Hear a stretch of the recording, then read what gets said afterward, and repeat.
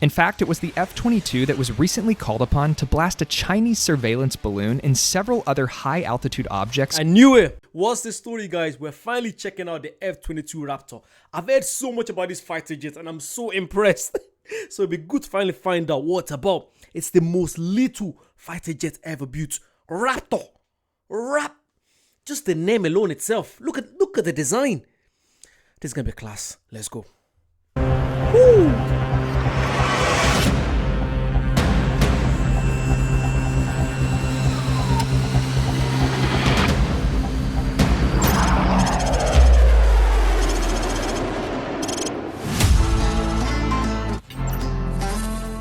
This is the F-22 Raptor, the most lethal and dominant air-to-air fighter jet in the world. With the ability to fly at speeds upwards of 1,500 miles per hour while carving through the sky with its stealth technology and thrust vectoring capabilities. Wait, already? I never knew it was up to that. 1,500 miles. Because even the Air Force One is like 800 miles an hour. Isn't it? Yeah, the president's plane. I think that was 800 miles. 1,500 miles an hour. That's mad. Miles per hour while carving through the sky with its stealth technology and thrust vectoring capabilities, the F-22 has certainly earned the title King of the Sky. Well, today I'm out here with the Hawaii Air National Guard at Hickam Air Force Base to bring you up close to the F-22 and learn what makes this the most feared fighter jet in the world.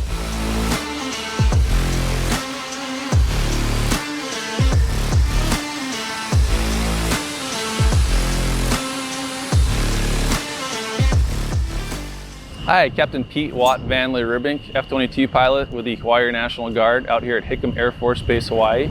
Behind me is the 5th generation stealth fighter, the F-22 Raptor, world's most capable and deadly aircraft. Some attributes that make it so lethal are stealth capability, our super cruise, our sensor fusion.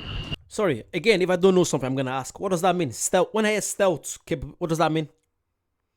What does that mean? Does that mean that it's not easy to destroy? Again, please let me know. I'd rather ask the question than pretend as if I know. I don't know, so I'm gonna ask. Let me know. Thank you. World's most capable and deadly aircraft. Some attributes that make it so lethal are stealth capability, our super cruise, our sensor fusion, and our ability to have high situational awareness in the current battle space. So let's break that down. When it comes to stealth capability, the F-22 is coated with radar-absorbing paint called LO, which stands for low observability. This is what allows the F-22 to remain virtually undetected on enemy radar, and by the time it might finally show up, well, it's usually too late. The F-22 is an air dominance fighter, meaning it was designed to outperform and outmaneuver anything in the sky. It's capable of flying twice the speed of sound, up to 60,000 feet high, and is extremely maneuverable. The Raptor comes with two Pratt & Whitney F-119 turbofan engines that each produce 35,000 pounds of thrust. These engines allow the F-22 to maintain... Sorry. I can't hear thrust. I know, make a little wing. Trust. You know what you're talking about. Super cruise, a term used to describe thrust. These engines allow the F-22 to maintain super cruise, a term used to describe the ability to fly supersonic without using afterburner. The pilot also has the ability to control the direction of the thrust up and down by roughly 20 degrees in what's called thrust vectoring. This is what allows the F-22 to perform some absolutely ridiculous maneuvers that almost seem to defy the laws of physics themselves. When it comes to munitions, the F-22 can carry 6 AIM-120 radar missiles as well as 2 Sidewinder heat-seeking missiles. It also comes with a 6-barrel Gatling gun which can fire 6,000 rounds per minute. It's an Was it the F-22 that they used to pop that balloon? Remember the Chinese spy balloon? Was it the B-5? No. Was it the B-5? There's so many planes. Again, this time 2-3 months ago, I had no clue what this was. I'm so proud of myself that I'm learning. We're all learning together. But yeah, I think it was the F-22 that was used to blow up the balloon. And that I think they cost like almost $1 million just for that mission. Just to use the F-22. I don't think they use it enough, which is good. The fact that this is not being used every time, that's good news. Was it used for the Iran plants that was just attacked? The nuclear plant. Was it the F-22 that was used? Or was it the B something that was used? I can't remember now.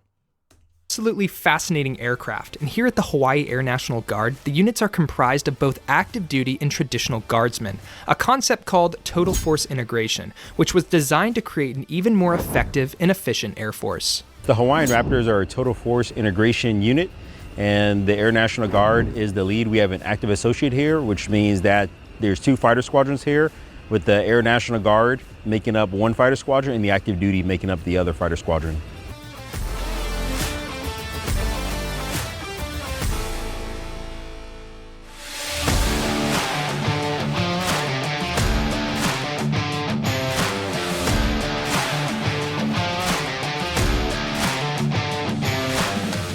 Hey Sam, well welcome back to the jet. I know it's been a minute. Must be good to see the Raptor in person again. I definitely miss her. She's looking good. It's been a minute. But yeah, this angle right here was always my favorite, right? Because it's such a massive aircraft. But when you look at it straight on, it just seems to disappear because of that stealth and those angles, right? Yeah, absolutely. So, not only was the jet designed to defeat radar via stealth, but actually its signature, when it's pointing at something, really reduces its visual pickup. So, great observation. When we're pointing at something, it's really difficult to pick us up visually. Yeah, well, I know I've seen it before, but I definitely want to give the viewers a chance to get up close and take a look at this thing. So let's do a walk around and go to the first stop. Perfect, sounds good. So this is the office space, I guess you could call it. You guys, I think there's got to be another fighter jet that's better than this. This is what we think we know. No, there's no way the US is showing this to the public. To the No. Let me know what you guys think. There's got to be another fighter jet that's like, they have it there. It's never like the public have no knowledge of it. They just have it there for in case many. Because there's no way the US is showing their best fighter jets to the public like this. No way. I don't think so. Why would you let everyone see your no.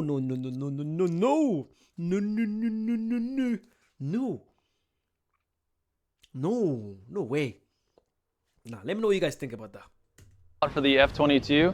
So as you can see, it's a single seat fighter. No 2-seaters ever built. So for your first flight in the Raptor, it's no kidding a solo with a national asset. So a huge responsibility, but it's a tremendous airplane to fly. One of my favorite things about the F-22 is the situational awareness that we get from all the sensors and data sharing that we have. And that's kind of all happens in the cockpit where we have all our displays. All that data information is processed to make it very user-friendly, so we have tremendous amount of situational awareness in the battle space. Must be one of the best offices in the world, right? And it's not a bad view. I am just so bummed it's only a single-seater, because this is the one aircraft I would love to experience what it's like to pull 9Gs in. So I'll just have to take your word for it. Absolutely, 9G, it's a monster. It's got 70,000 pounds of thrust with T. Pratt Whitney F-119-11 engine, so it is absolutely a beast to fly. A lot of fun, a lot of power. Goes where you want it to go, does what you want it to do. Hey Sam, for our tools, we got everything stored internally to help reduce our radar cross section. So we've got 2 AIM-9s, those are IR, kind of within visual range, short range missiles. In the main weapon bay, we've got 6 AIM-120s. Those are thinking medium range type missiles, radar missiles where you're shooting beyond visual range. And then right up here, we've got the gun. It's a 20 Mike 6-barrel Vulcan cannon over there. We do have the ability to do air to ground stuff in which we can carry 2x JDAMs or 8x small diameter bombs, but really the bread and butter of the F-22 is going to be our missiles and our bullets. Now, when it comes to the F-22's weapon systems, the technology from Raytheon is what supplies the Raptor with the munitions it needs. In fact, it was the F-22 that was recently called upon to blast a Chinese surveillance balloon and several other high-altitude objects. I knew it. I knew it. I knew it was the F-22 that was used. Because first time I heard about the F-22, I can't remember what mission they used it for, but I was so impressed. I was like, wow. See, all these fighter jets here, as long as they're not being used to go destroy countries, perfect. It's like, as a geek that I am, I'm a nerd when it comes to technology. This is beautiful. When they involve actually having to go kill people, it's just it's so sad. It's so sad. And my thing is that unless these people that you're attacking, they're destroying other people's lives, then okay, fair enough. But if so many innocent lives get lost, let's not even talk about it. It's so there's so many crazy things happening in life right now, in the world right now. Let's not think about that. But this is just this technology and this fighter jets. The fact that you don't even notice it's coming near you. the stealth that they said, the stealth technology, I think it's the fact that it's built so that you don't know it, you can't see it in the radar until it's too late. And when it's too late, it's got like, how many bombs they say they can store in there? So many. Right out of the sky, using Raytheon's AIM-9X air-to-air missile. But to be on the leading edge of defense technology, you have to continue innovating, and that's exactly what Raytheon has done. They're working on a trio of effectors across multiple platforms, including the F-35, F-15, and F-18, with the AIM-120 AMRAAM leading the way. With the form, fit, function refresh, and software upgrades, the AIM-120 D3 and C8 are like a whole new AMRAAM, with longer range and more capabilities than ever before. When it comes to air-to-ground, Raytheon has the Stormbreaker Smart Weapon, a network-enabled weapon with a tri-mode seeker that can fly more than 45 miles to strike mobile targets even in the worst weather conditions. This reduces the amount of time aircrews are having to spend in harm's way. So basically, when the missiles are being dropped, so the missiles just pretty much turn to a drone, right? Because all these things, like, I never really think about it. So I'm guessing when they drop them, and they've locked the location, it's literally a drone now. Because it can travel for miles to go to its destination. It's to go impact whoever they want to go destroy. That's mad. It is a drone. The missile turns to a drone in a way, right? A drone that's going to be destroyed. Or am I wrong? That's what I think. And completing Raytheon's air dominance portfolio is the Joint Strike Missile, a long-distance, highly survivable and maneuverable weapon that takes on heavily defended targets on land and at sea. With the JSM, Top Gun Maverick would have been a much shorter movie, as a Joint Strike Missile could have navigated the entire mission, firing from far away. It's no secret that Raytheon works on some incredible technology, and if this is something that interests you, they're hiring across their entire company. I've left a link in the description below where you can go to learn more about career opportunities and how to apply. And a huge thanks to Raytheon for making epic videos like this possible.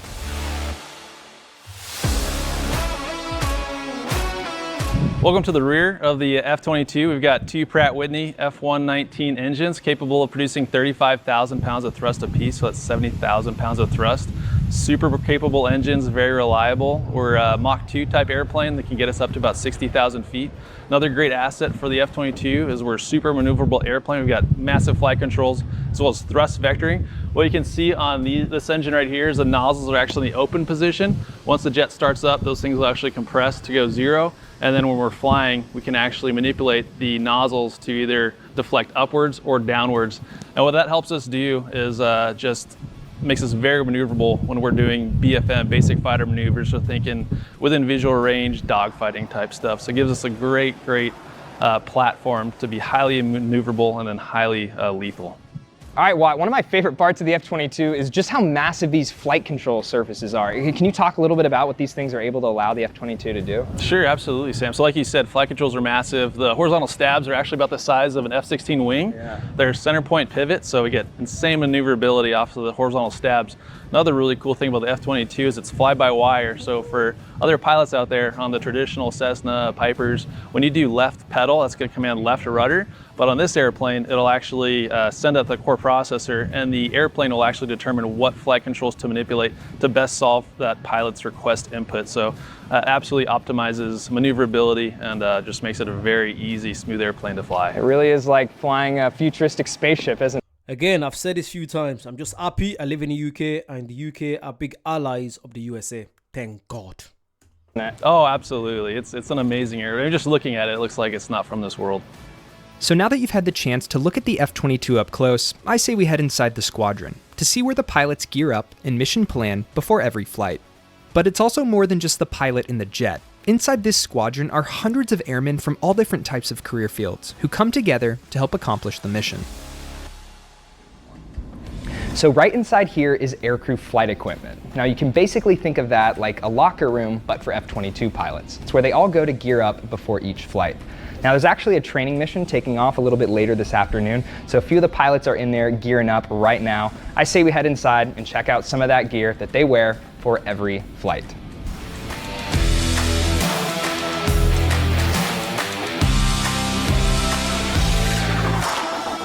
So we just briefed, just stepped, got all suited up to go fly. This is the gear we're gonna go fly with, starting from feet to cranium. This is our G suit. This hose connects us to the jet. Once we're under G, this will actually inflate their little bladders in here, which help from blood pooling in our lower extremities, which helps keep us conscious. The F-22 is a 9G airplane, so definitely need every advantage to optimize the envelope of the F-22. Working up, this is our harness. So we've got a lot of goodies in here, got some snacks, some radios. In the case we do have to get out of the airplane, we do have some resources to survive on the ground and also coordinate for rescue efforts. Up here, this is our LPU life preserver unit. Once we hit water, this will automatically inflate to keep us floating above the surface. And then here we've got our, effectively, this is connects us to our parachute risers in the event that we do have to get out of the airplane. This is what connects us to the risers for our parachute. Moving over to the helmet, we'll put this on. This is where all comm happens, as well as our oxygen. So again, this connects to the airplane. We get oxygen supply.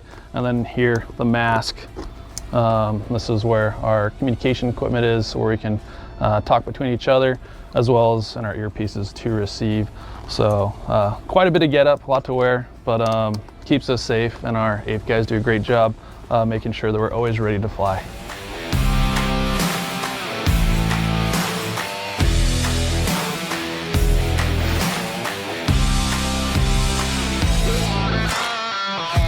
And of course, if you're an F-22 pilot, you've got to have a rage button. So here we go.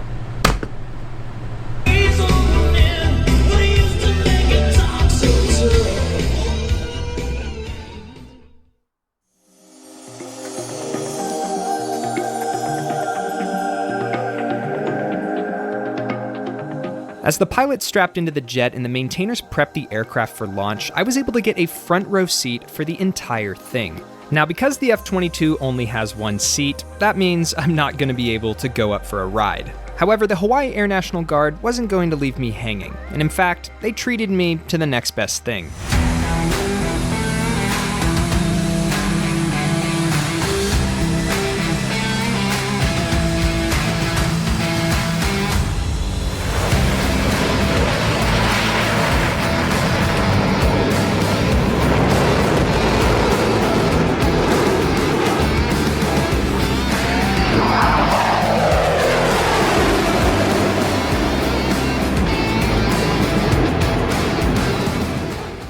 Seeing the F-22 through this video really only gives you part of the story. But if there was one thing I wish I could convey to you, it's the feeling of being able to watch it blast off in person, standing out on the runway just a few feet away. It is absolutely wild.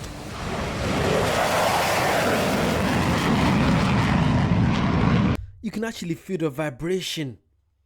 Oh, God. Oh.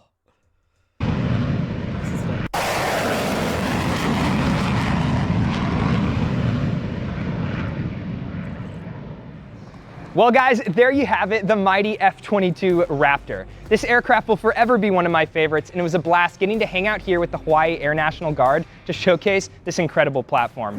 Huge thanks to the entire team here at Hickam Air Force Base for having me out, and as always, I hope you guys learned something new.